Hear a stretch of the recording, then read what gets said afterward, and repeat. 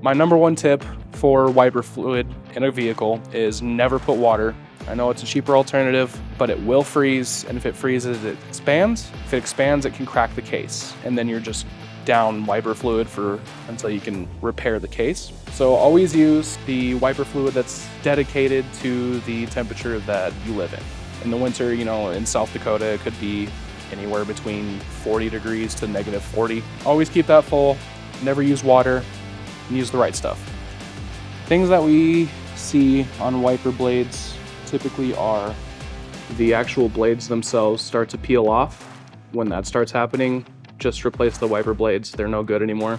We see that a lot in the winter because of people trying to de-ice their windows with their wiper blades, which is not a good idea unless you want to go through 4 or 5 pairs in the winter.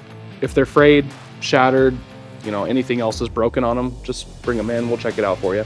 To remove a wiper blade, you go in, and some are different, but the majority that we see, there's a tab that's down underneath. You pop that tab up and then push out and then slide out. And that's all you do. To install it, you take it and always make sure the rounded side is going towards the outside of the vehicle, rounded side. And that side goes in and then slides up, and that's locked in place.